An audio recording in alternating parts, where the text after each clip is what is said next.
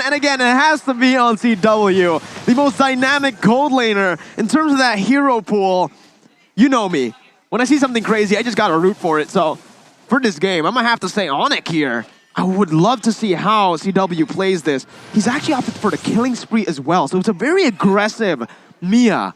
That's very interesting. And it makes sense, especially paired up with items that can give you physical lifesteal. She is going to be able to create crazy plays, be aggressive, and stay alive, basically, in terms of that team fight, right? So we're going to see exactly how this pans out. ONIC Esports have a really aggressive mid lane. It's starting to show with the way that it's been playing. And fun fact here, by grab, Mia from CW was able to get a Savage in MPL-ID Season 9, so last season. It's a power pick for CW. I wouldn't say power pick, but it's definitely a strong pick on the hands of CW. Vindo, again, looking for that bottom side. Good guiding win. This is why I said it's a good draft to actually enable Mia, because with the Mathilda, even if you want to commit onto CW, you can actually get out, and CW actually steals that gold buff away as well. Great execution for ONIC Esports so far, and they don't really have RRQ doesn't have a solution for this guiding wind, right? They want to go very aggressively, but at any point, ONIC Esports, if they position properly, which they usually do, it's going to be very difficult for RRQ to find those prior targets. But of course, Vin is very adept at doing so, so it's a bit of a showdown in the roaming position as well. And usually, when it comes to defensive against aggressive, the aggressor gets an innate advantage. I'm still trying to think about like the Mia pick, right? Because we rarely see this Mia pick, and I really do want to see how powerful this pick is. Why did ONIC pick it in the grand finals, right? You gotta ask yourself that, but Albert now is looking for the steal. Zoned out by Boots and Sans, though. It's gonna be Kyrie who picks it up. Albert actually losing his life there from the damage from Boots and Sans. The Appraiser's Rat just deals so much as Keyboy is actually able to zone R7 away as well. First blood, first turtle over to ONIC Esports, and here it is. Time prediction by Axe. Hey, I like the Mia pick, all right? Because it's crazy, and I like to see crazy, especially in the grand finals. Yeah. Understandable. Have a nice day. But right now, the damage coming in from Sans, though, that is the main problem for RRQ Hoshi. We talked about the Valentina, but in the top side, though, whoa! Almost. Boost almost takes R7 down there. He's going to be taken really low and forced to retreat early on, but now you can see Clay already getting very punished by Keyboy's aggression. He might get cocked out, but he does still have the flicker to get away. Okay, I have a question here, Arashi. Sans went for Flicker instead of Purify. What do you think? No Purifies actually at all for ONIC Esports, right? Mia doesn't really need Purify because again, already has that ultimate, but everyone else, by everyone I do mean Mathilda and Lilia, I guess. It's a bit of a gamble for sure, and later on, the presence of the Flicker on Vin will be so important, which is why that emblem makes sense, right? Lowering your battle spell cooldown by a bit is going to be so valuable when later on, reliably, the only way for you to get a surprise engage is to go with the Flicker Fatal Links. But already, aggression from RRQ, but matched by ONIC though. A taunt as well. Clay though, saving the wings by wings, gets out. Doesn't even need the wing by wing. It's Keyboy who jumps in with a Circling Eagle, and it's a good response from the rest of RRQ to back up their mid laner. But if we take a look at this, if the game goes slow like this, it gives time over for CW to actually scale up on this Mia. And again, because we haven't seen it at all in MPL, heck, I never even see it in my ranked games. I'm still waiting to see how strong Mia is in the late game in the current patch. Especially against the right amount of people, the right kind of composition. It's very dangerous for sure. And R7 now, before the Bloodlust Axe is completed, he's going to be absolutely bullied. And RRQ Hoshi, despite having the engage, despite having the lethal counter, mutual objective secure, they're getting zoned away by damage. And the poke as well. Good disengage by Keyboy. Vince still has that flicker though. He might be looking for a Fatal Links flicker over to one member, but CW pops that ultimate, and that's going to be the turtle stolen away by Kyrie. Taken. No, it's Albert who steals it away, but Kyrie takes a double onto RRQ. That's the thing. ONIC Esports, whenever they split like that and Vin has to just engage on one member, he can't be going on the Mia. What a turnaround here for ONIC Esports, as now Skylar is trying to deal some damage with the Blazing Duet, but Keyboy is still able to make it out alive. And this is the problem. Skylar is actually ahead in terms of that EXP than Skylar.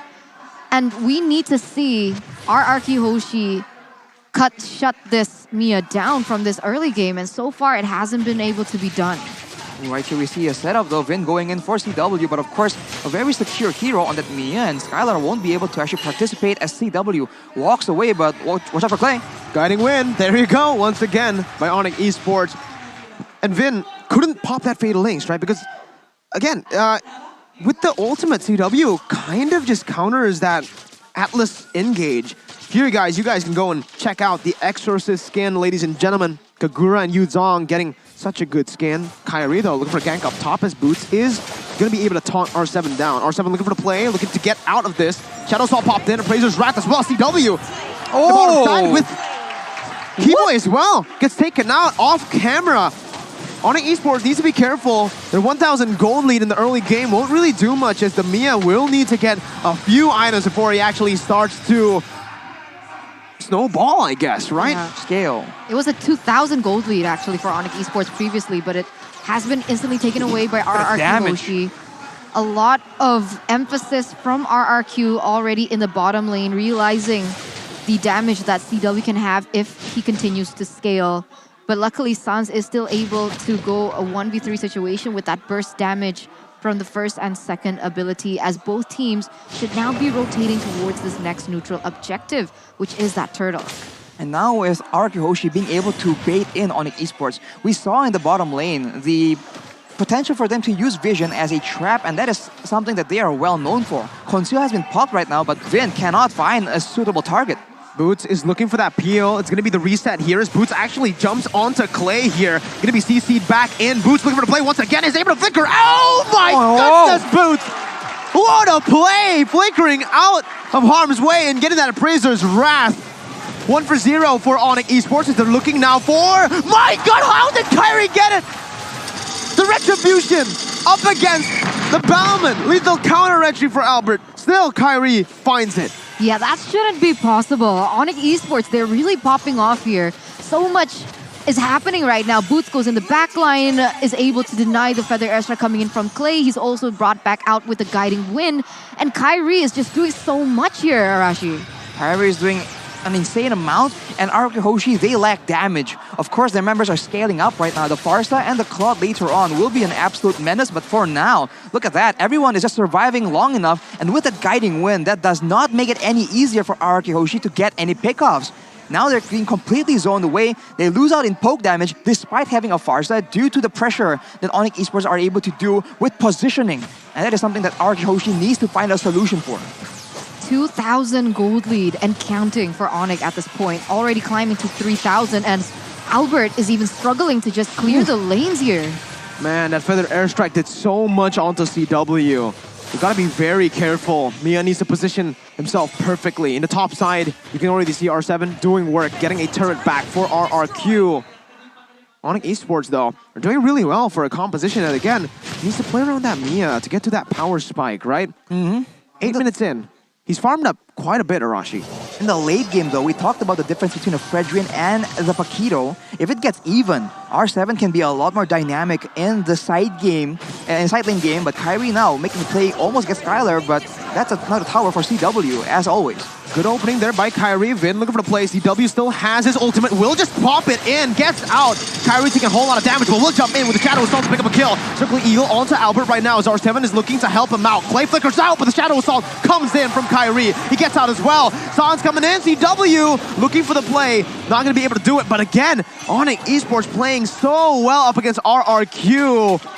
And the Mia's doing work, man. Baiting out the Fatal Links twice now in this game. 2-0 trade for ONIC Esports once again, and is going to be able to get a lot of HP from that turret and even take it for themselves. So much on the board for ONIC Esports, going to be able to get the Lord as well. And so far, RRQ Hoshi, without a reliable engage because of how lacking the Fatal Links is against someone like the Mia, who's able to get out of it with her ultimate, it's going to be very difficult for them to get into that back line.